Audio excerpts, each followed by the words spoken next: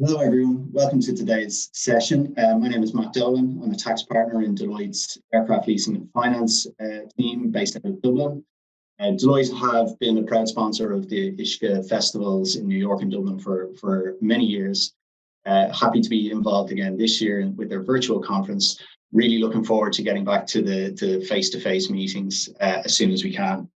I'm very happy to be joined today by Delaney, who's the Global Chief Executive Officer at Waystone, as we're going to have a brief discussion today on the role of a regulated fund in an aviation context. Derek, would you maybe like to give us a brief introduction of yourself and what Waystone are involved? Thank you for having us on. I actually remember you speaking with one of my colleagues 3 years ago at one of the Irish events. Waystone would be quite familiar to a lot of your clients for equity, real estate, or hedge funds. The focus very much for us today is around getting aviation exposure into those regulated funds for the benefit of the European investors. That's very excited about some recent developments and look forward to chatting through with you today. Super. Thanks, Derek. So the last couple of years have, of course, been particularly challenging for the industry. However, one thing we certainly recognised, and that became evident very early on, was that while traditional commercial lenders had taken a step back, private equity and institutional investors continued to see real opportunities in the sector. The result, as far as we saw it anyway, was kind of a host of new investments and new platforms, new joint ventures, including the likes of Arena, Kennedy Lewis, Ares and BMO, and a host of new entrants who had kind of dipped their toe into the water for the first time. I do think that the increased M&A activity, capital market transactions, all of the enhanced fundraising that we've seen throughout 2021 really demonstrates that investor demand is as strong, if not stronger than ever. I guess, is that kind of echoed in terms of the stuff that Waystone have been involved in 2021?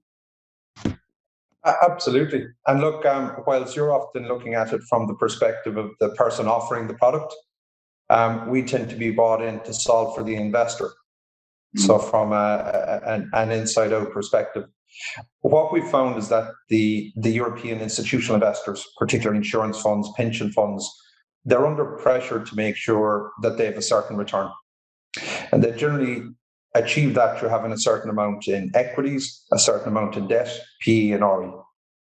AIFMD allowed them to invest more into regulated alternative assets.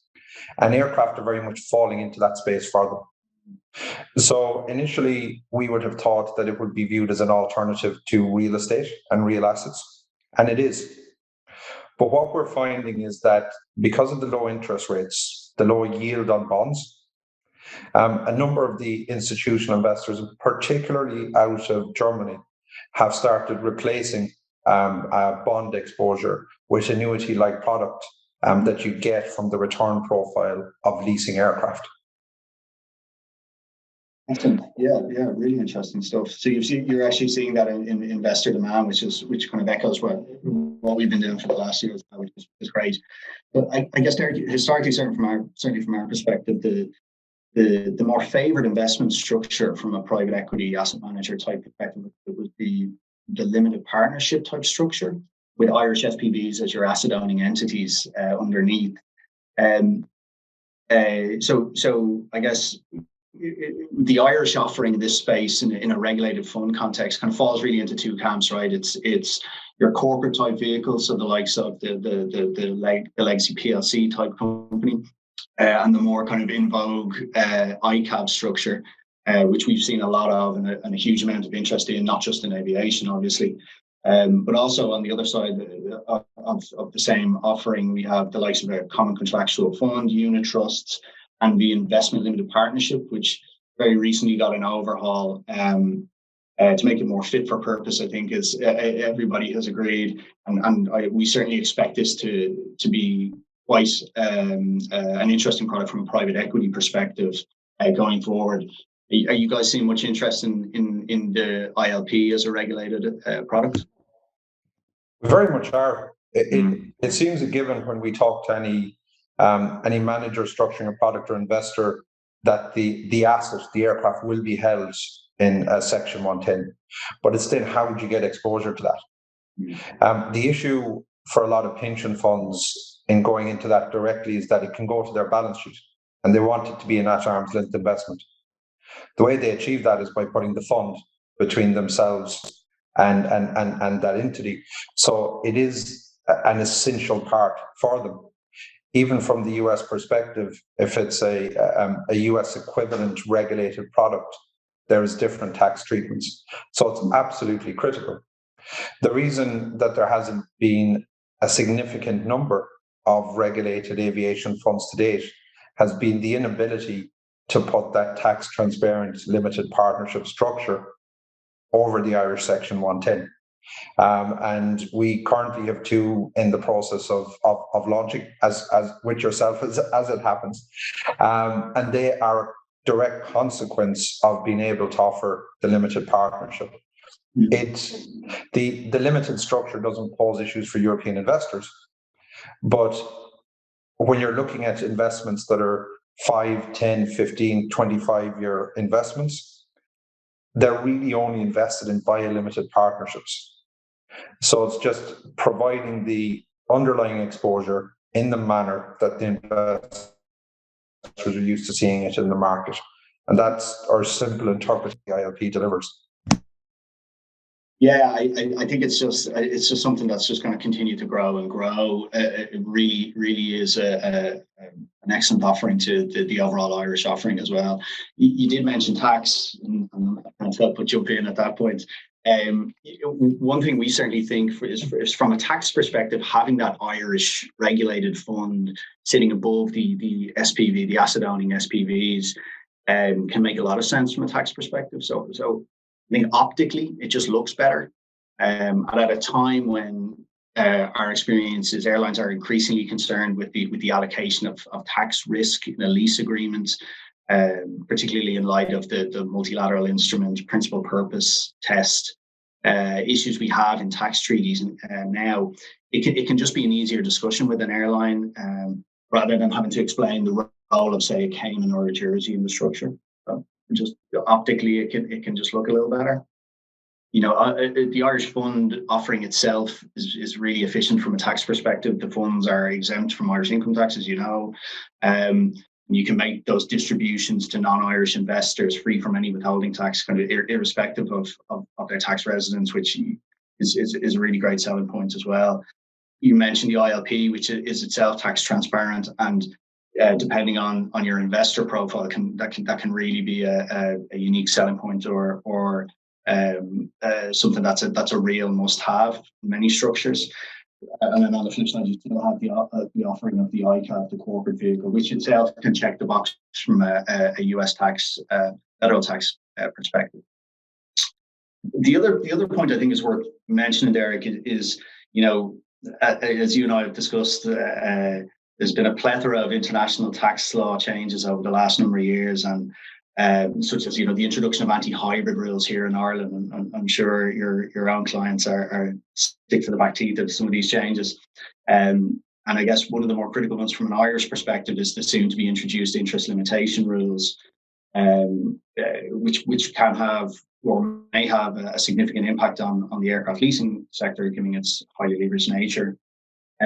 So at the time of recording today, as we sit here, we don't necessarily have the draft law in front of us on the interest limitation rules, but one thing we're hopeful for when we do see the budget and Finance Bill, Finance Act, is that it's hoped that an Irish regulated fund above an Irish platform of aircraft owning SPVs can mitigate, or will hopefully mitigate, some tax leakage which could arise as a result of these rules. So it's just another benefit of the use of a regulated fund in this type of investment.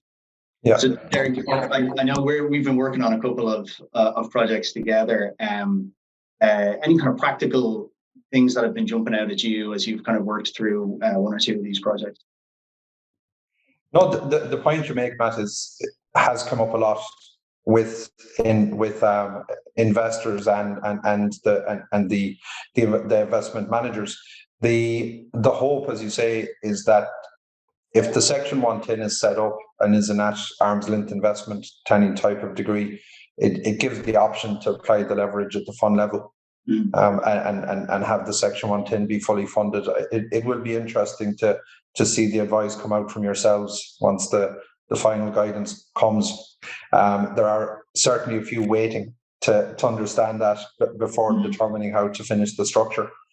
The really interesting thing we're seeing, Matt, is it's the first time that we've seen the industry come into funds. And what I mean by that is, say, even taking the two that we're working on with yourselves, one is a direct lending manager that is now doing aircraft leasing, and it's not a huge stretch.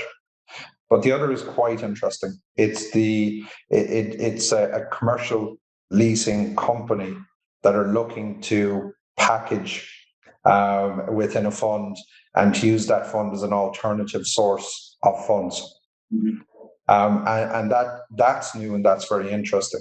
And when you couple that with the fact that manufacturers may be producing some aircraft right now, and they may not find the credit worthiness at the airline side, and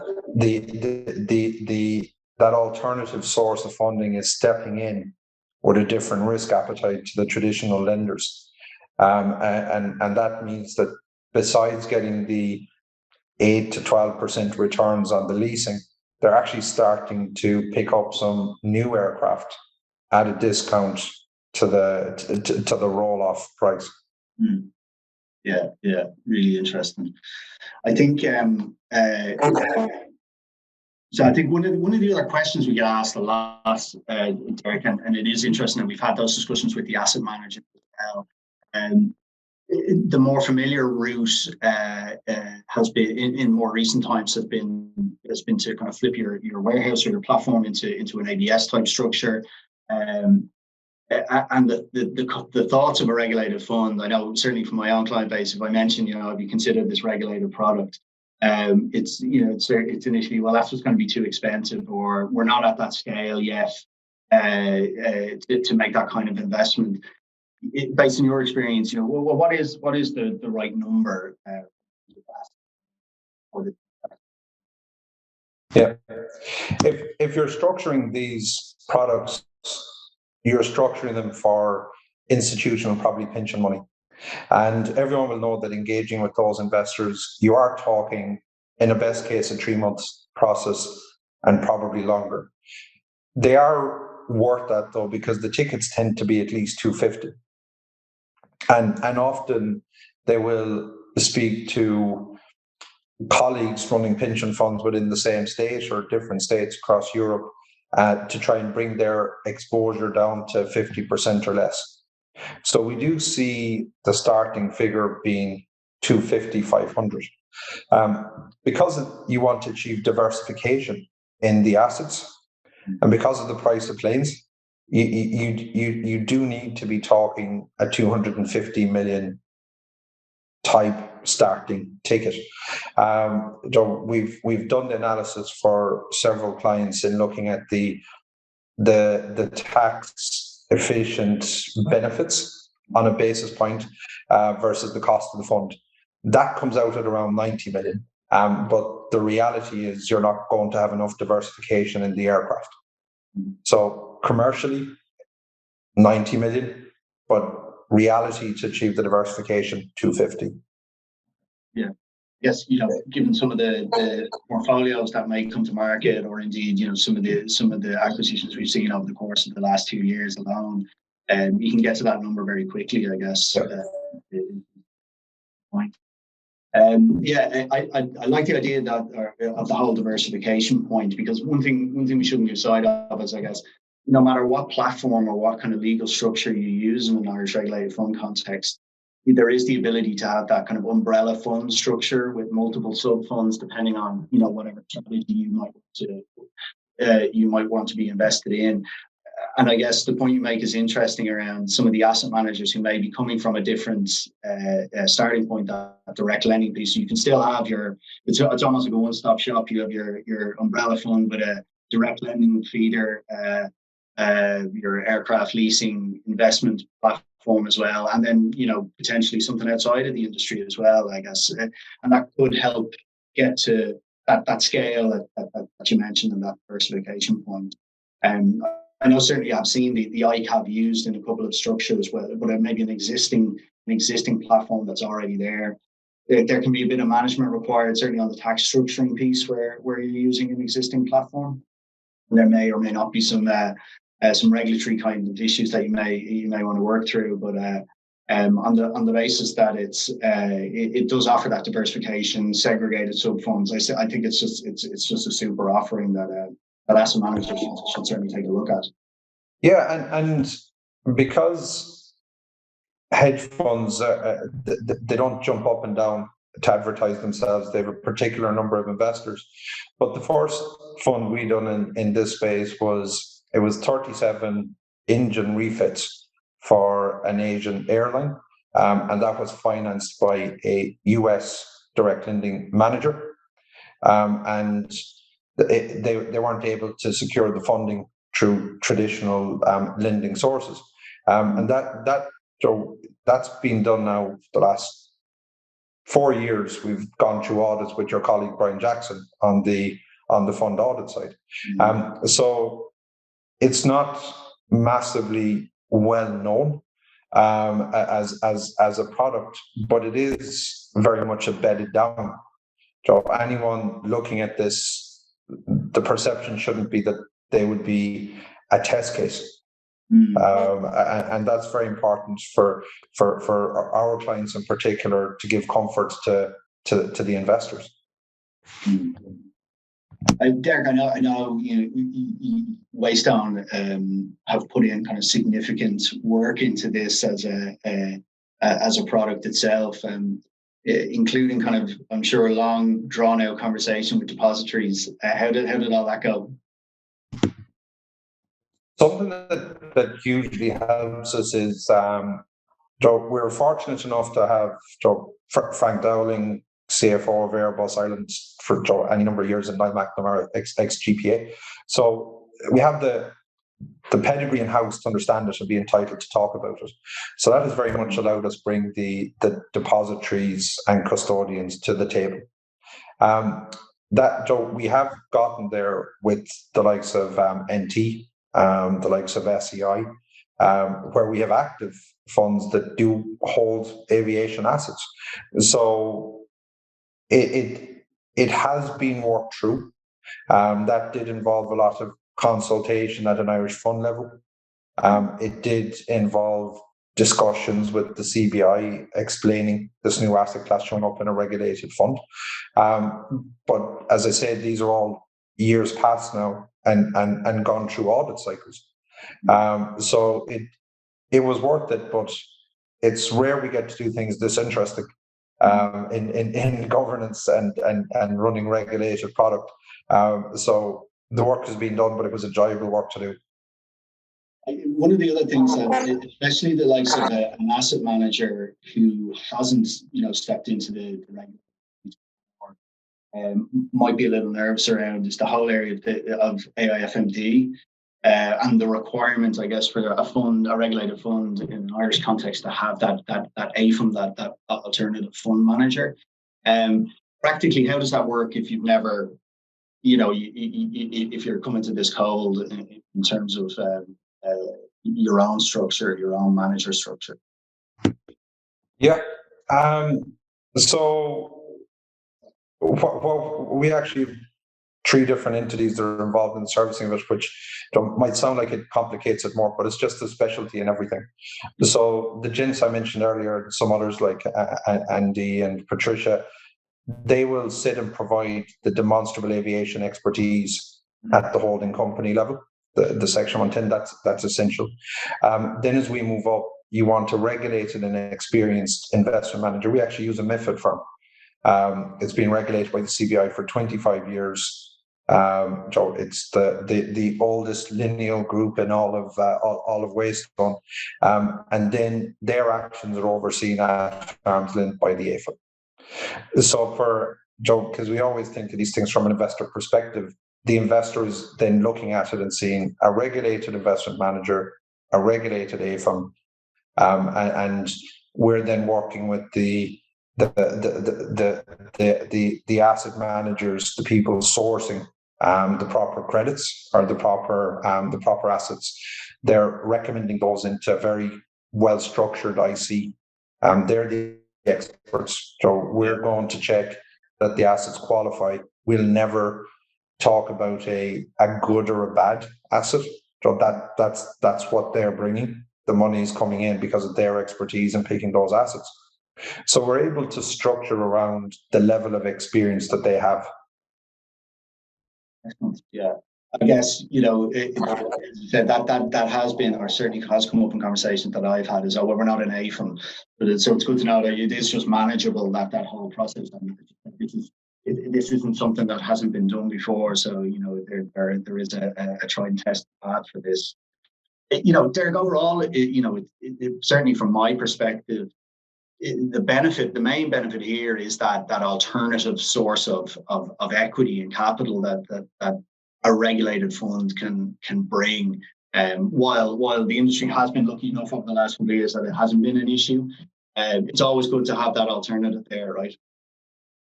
And Matt, it's matching that off against the demand for it as well. So the reality is, you have people who have the ability to deliver 10% returns from leasing in a market where annuity products are at zero, and there's huge demand. So I'm delighted that Ireland's going to be the meeting point for those international asset managers and the European institutional investors. It's because of the supply and the demand, and there not being a matching house to date. I think the ILPs came just in time for it to be Ireland. Excellent. Well, I think hopefully yourself and myself will be quite busy over the next couple of years as people look more and more at this as a product. But listen, thanks a million for your time today. Really good to talk. Absolutely. Thanks for having me on, Matt. Appreciate it.